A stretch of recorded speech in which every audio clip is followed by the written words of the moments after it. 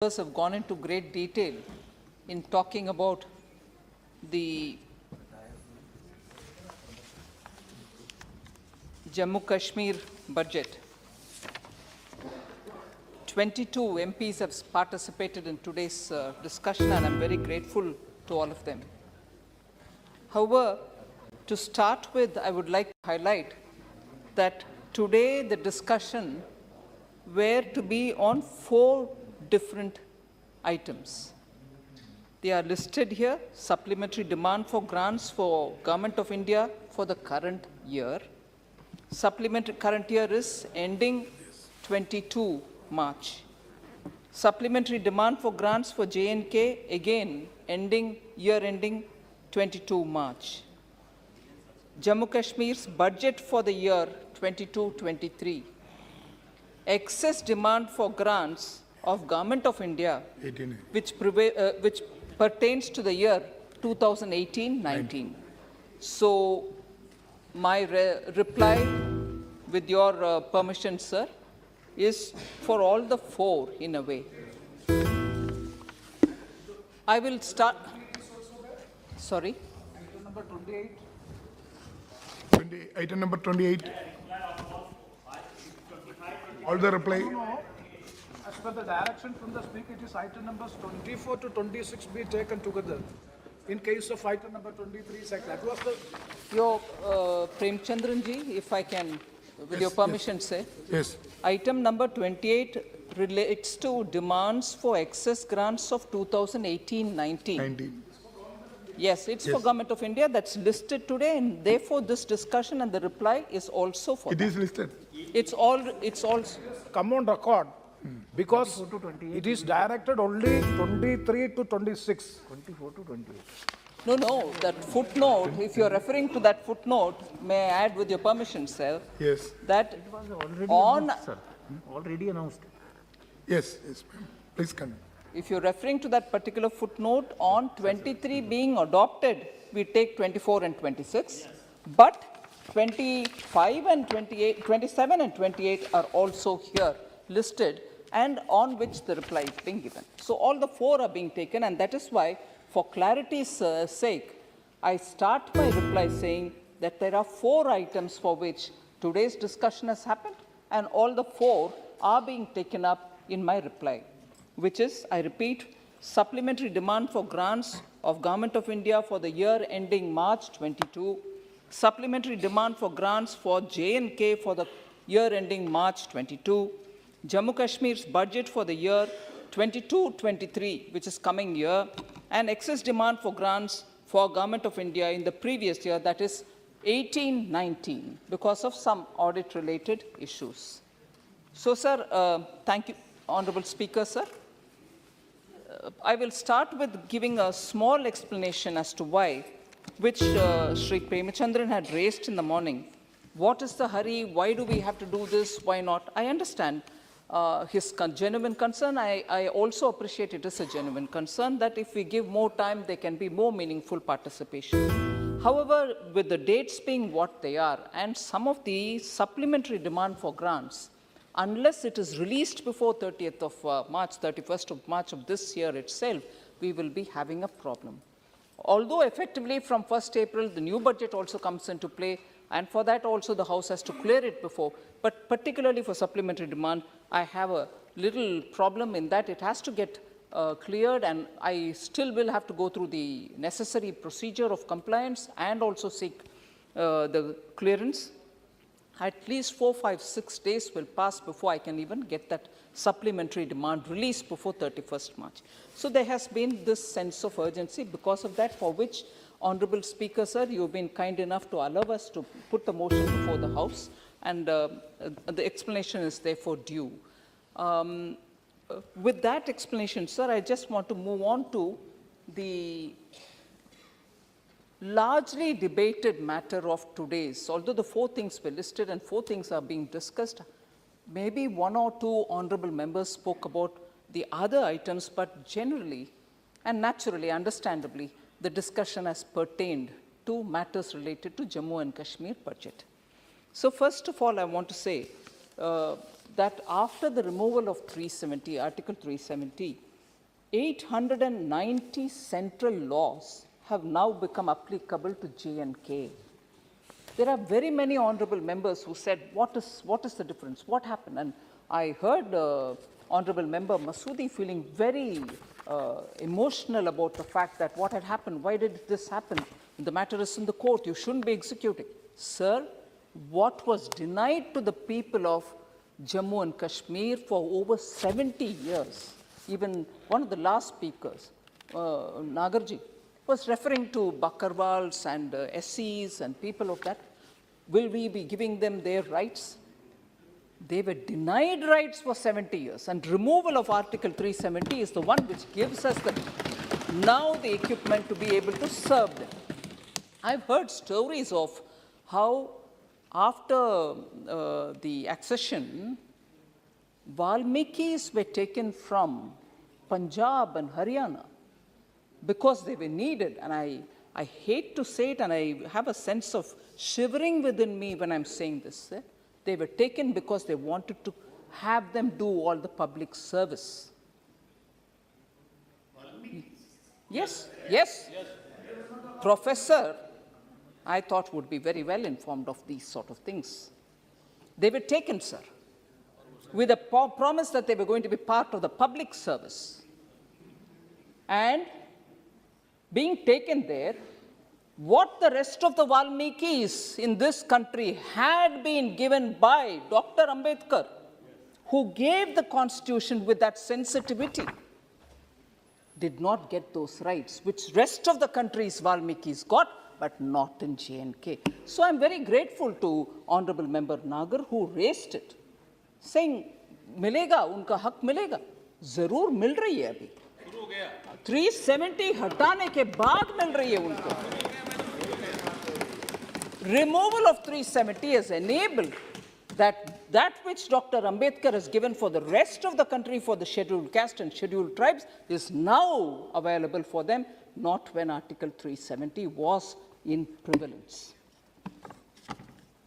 So 890 central laws which this august House has over the decades discussed have never been applied to J&K. So they have become applicable.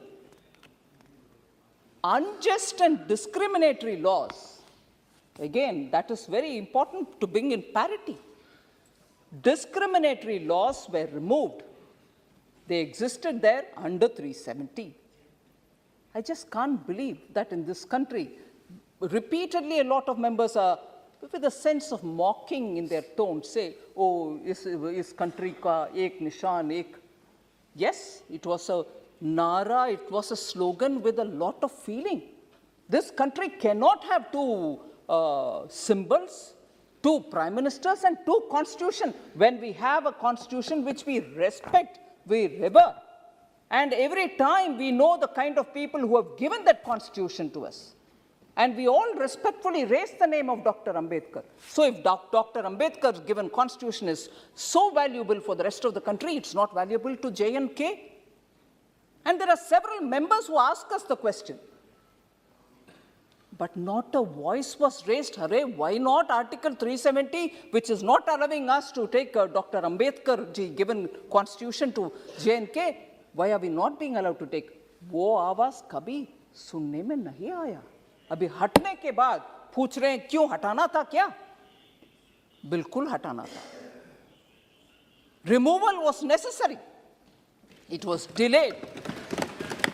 It was delayed, and I'm grateful.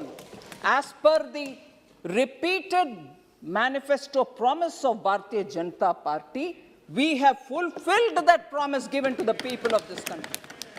And it is only after that Dr. Ambedkar's dream is coming through even to the people of Jammu and Kashmir.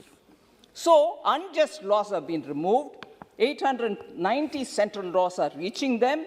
They did not even have a Human Rights Commission till such a time lots of noise was made and Supreme Court had to comment on it.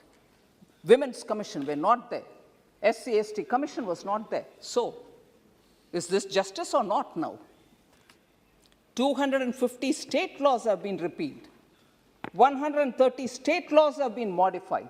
So much of change had to be done to even get them at par with the rest of the country. 70 years that parity was not there. So, as a result, a whole lot of financial reforms have also been taking place. I heard Ravneet Singh ji talking about Manrega, what's happening on it. 1,727 crores have been devolved under Manrega to J&K. 73rd and 74th Amendment, Panchayat Raj related amendments, about which we constantly hear Congress party saying, Shri Rajiv Gandhi brought it in. Agreed. But you didn't care to have that brought in J&K. As a result now, when it has come into J&K, 27 functions have been transferred to the PRIs and 7 departments transferred to urban local bodies. Not there. Whereas the rest of the country was enjoying it. So, several financial reforms have also been taking place, sir. I will get into the details of how many projects, what, a little further. But I just wanted to put the context before us. I just wanted to also highlight the fact that the larger interest of J&K has been well addressed after the 370 removal, Article 370 removal. I'll specifically address the issues related to the budget and the budgetary proposals because a lot of members honorable members have raised the question, particularly starting with Sri Manish Tiwari asking about employment. What is happening in J&K? Is employment improving or not? Very quickly, I'll give you the figures and get into specifics, sir. As per CMIE, that which monitors the Indian economy, in January alone, February, at the end of February, from some time years ago, where it was 22 to 22% unemployment, unemployment rate has come down to 13.2%. I'll just quickly tell you, in 2016, it was 20%. In 2017, it was 13%. In 2018, it came down to 12. 2019, it went up slightly to 16. And 2020, it reached 14%. And in 2021, as a whole, it had come down to 15, but further came down at the end of February to 13.2%. So this is not something which can go unnoticed, that the number of unemployed was far higher than what it is today. Sir, no. Sir, I'll give you some of the figures which will be important to understand the levels of newer employments which are being created. In the last 1.5 years, sir, 11,000 appointments have been made in various government departments in a fair and transparent manner. I'll let you know later as to why I need to add this line, fair and transparent manner, here. Second, sir, children from disadvantaged and poorer sections have secured jobs on the basis of merit and turning their dreams into reality. And that is one thing which has to be noticed in this recruitment process being transparent. That's the benefit which has reached people from disadvantaged sections. 20,323 additional posts at various levels have been identified and referred to the J&K Service Selection Board for the recruitment. The process already has commenced. Besides this, 1,850 appointments have been made in J&K Bank alone at various levels in a fair and transparent manner again. As many as 1,37,870 youth have been provided assistance in their entrepreneurial ventures under various self-employment schemes and programs. This is simply only on employment opportunities in J&K. We also have heard a lot of honorable members rightly say, unless tourism improves and people start going to J&K, it will not create opportunities for greater employment because, after all, J&K is very well known for tourism. And I was glad to hear a lot of honorable members who have visited J&K post 370 being removed, and have seen what is prevailing there on their own. I would like to say, sir, the highest ever tourist footfall of 50 lakhs, 33,966 is recorded. That many number of tourists visited J&K in October 2021 to January 2022. So just before the onset of that Chillan Kalan, as you call in J&K, between October and January 2022, this is the number, 50,33,966 are the tourists who have reached J&K. During December 2021 alone, and I'm talking of Valley specifically, not Jammu, they could be pilgrim tourists, no, just the Valley. 1.43 lakh tourists visited the Valley alone, and that's the highest in last 7 years. So that wouldn't have been possible if the environment was not conducive, and therefore the impact on hotel occupation and also the tourist operators and everything else is there for all of us to see. And this is not one-off. There are figures available since August 2021. I don't want to take the Honorable House's time on it, but I shall certainly put that on the table of the House. So there was also questions asked about, it's all right, you said you'll have a lot of investment coming into J&K, only locally resident people are putting money, nothing is coming from abroad, or nothing is coming from rest of the country. I'll just give you how the investor-friendly J&K campaign has paid off, and in that, the government's outlay itself was 28,400 crores under a new central sector scheme for industrial development in J&K. 44,177 crores of rupees investments. Proposals have already been received. Employment potential from that is 1.80 lakhs. Land for the projects worth 14,000 crores have already been approved. And in the Kashmir division, this is for 5,000 crores, and in Jammu division, this is for 9,000 crores.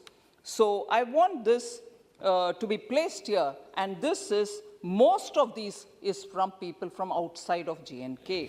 So investment is being attracted, and they are coming. There need not be questions which go without an answer. Certainly, these are the kind of figures for the answers. Speed and efficiency and the quality with which developmental projects are getting completed, sir, I certainly want to highlight that. In 2018 and 19, 9,229 projects were completed. In 2019 and 20, 12,637 projects were completed. In 2020-21, sir, 21,943 projects got completed. In 21-22, which is ending this March, 40,000 projects have been